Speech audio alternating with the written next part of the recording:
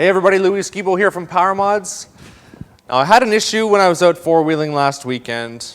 Everything was running great, still ran great, but when I got into some deep mud and water, got inside my clutch case and everything got wet. You know what, I couldn't move. And that's no good.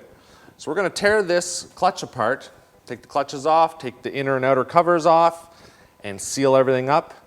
Get that all done so we can go play in the water. Let's get her done. Get this cover off.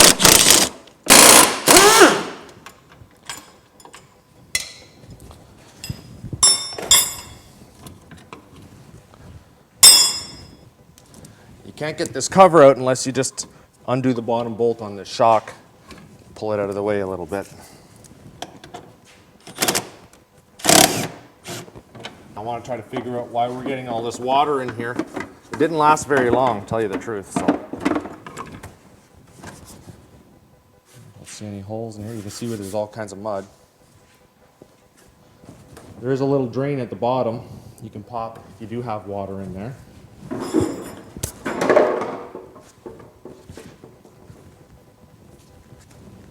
Look at that. The seal doesn't, the seal's been broken off. There's no seal here at the bottom. Look at that. I just got this thing. Looks like it was pinched off outside the cover, and then somebody, maybe in a production line, just tore it off. That's not cool.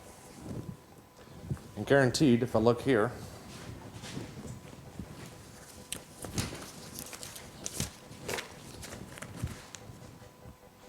here's the parts breakdown. The seal actually is one complete seal. That's not good. Now that we've got our cover off, I could just pop this primary and the belt and everything will come off, but you know what? I've got the little tool. So let's just separate the clutches and get the belt off the old-fashioned way. There we go.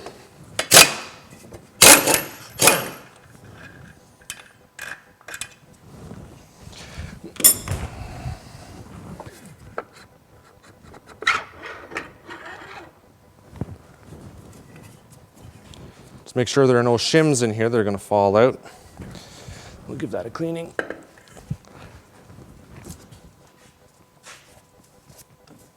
See, they've sealed the back side of this up. We're going to get that out. What is that?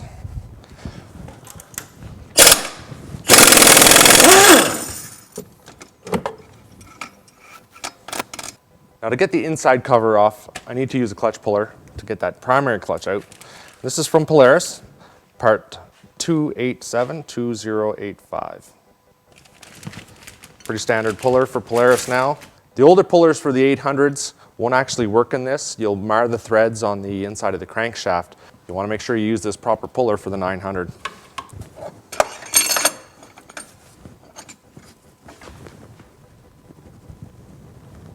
Now I need to hit that.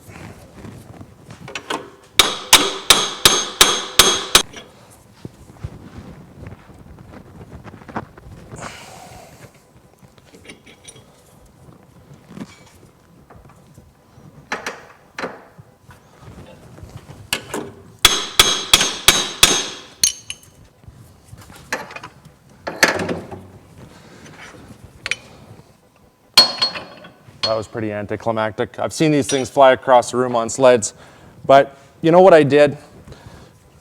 I just used this. I didn't have the big fancy tool that goes around it and holds onto it. I've seen in other Polaris manuals where they slip a bar in behind the clutch here and just sort of jam it, and then they give it a twist. So I did the same thing. But when you do that, make sure you don't put it in between these two grooves here, all right? Because that is where your rollers slide up and down, and you will damage the surfaces on that. You don't want to do that. So that's ready to come out. There we go. Look how dirty that is.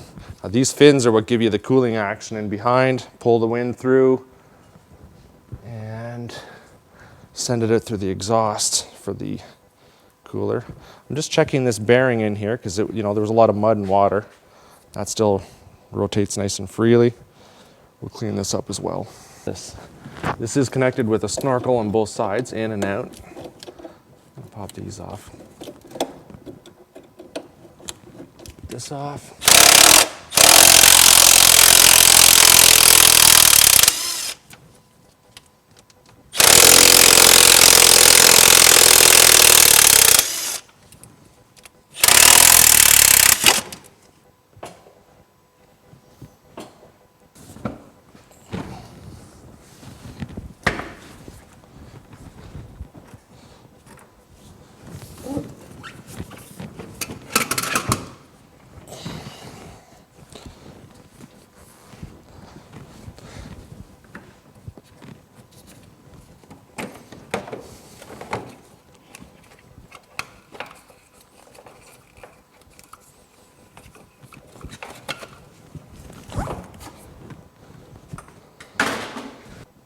Hose is right there. Gotta get on that.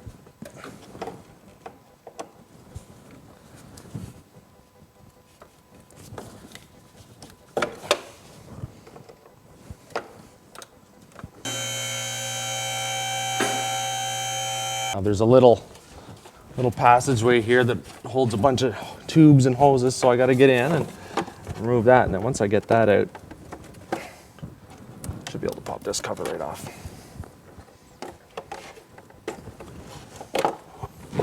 Just have to pop these little plastic clips out.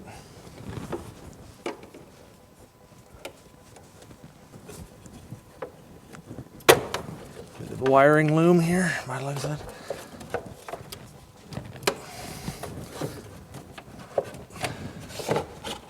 And there's one more. There we go.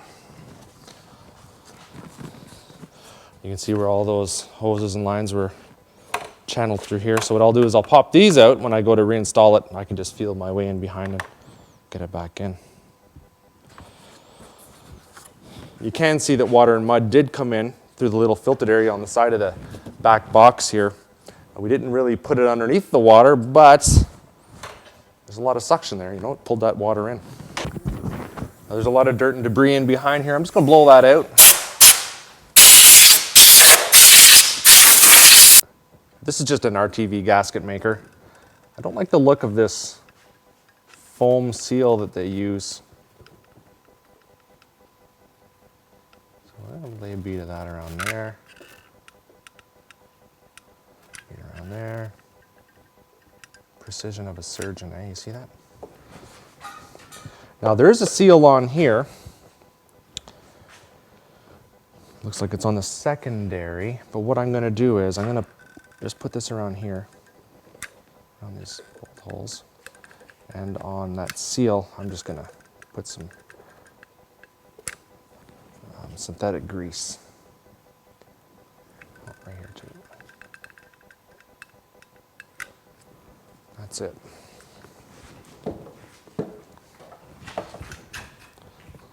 You don't want too much of this going in here because if it starts to spin up and around, it'll get on your clutches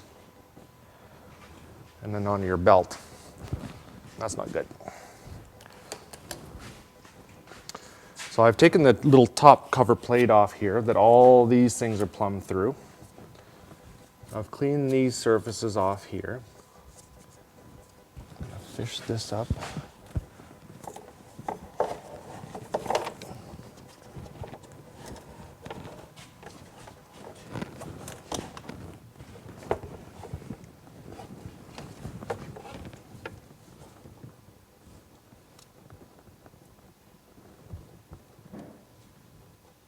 Little bolts come with these self-aligning washers, and they do have a bit of sealant on them as well, you know, but we like to make sure that things are sealed.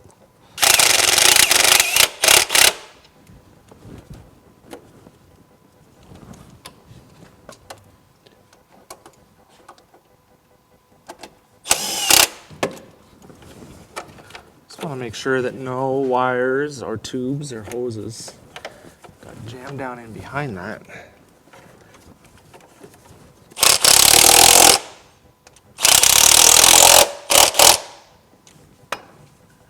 install my primary. Oh, there.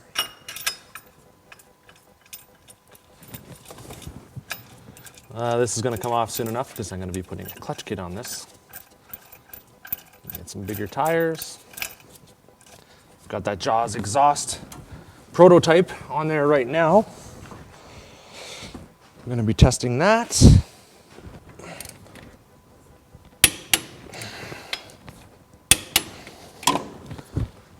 Torque that to 96 foot-pounds according to the shop manual.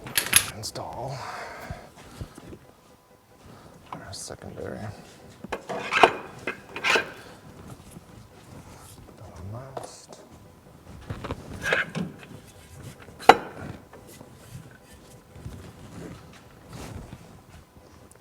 And this only is torqued up to about 40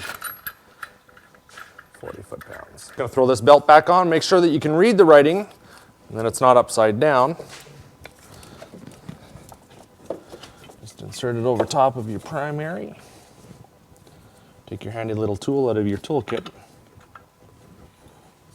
Spread the sheaves.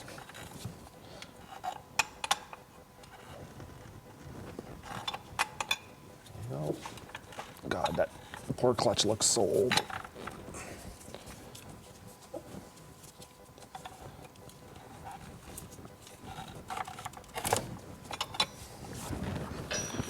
I'll just give that a few spins.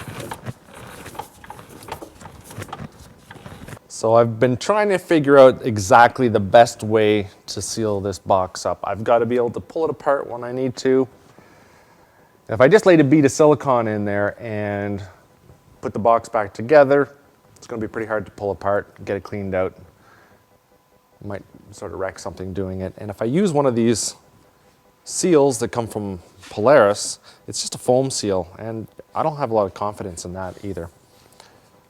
So what I'm going to do is I'm going to lay a bead of RTV sealant all the way in and around this groove.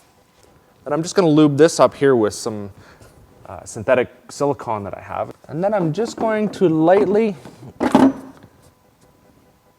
put it into place and then screw it in. But I'm not just gonna tighten it right up. I'm gonna leave it a little loose. I'm gonna let it sit overnight, maybe 2 nights, and then I'll come back and I'll tighten it right up. And then that way we should have a pretty darn good seal. And because we've lubed it up, I should be able to just pop it off when I need to.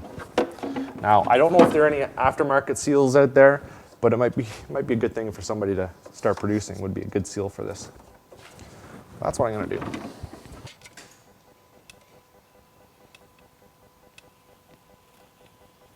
Now, what I did here was I just laid that bead of silicone in there, RTV sealant, all the way around.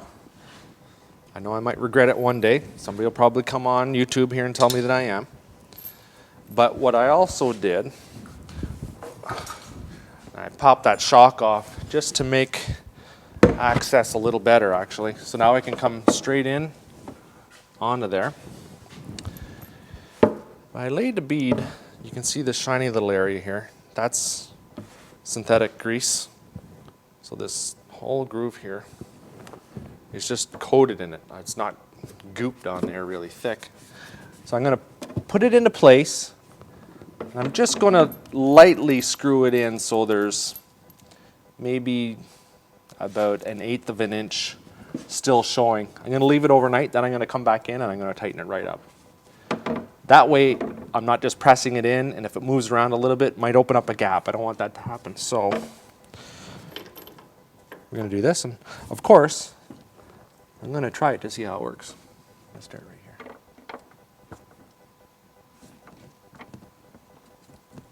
I did feel a little bit of movement down, which is what I thought would happen. And if I'd pushed it in all the way into place and then it moved down, it might have created a gap in there. I didn't want that to happen, so this might just work out perfectly.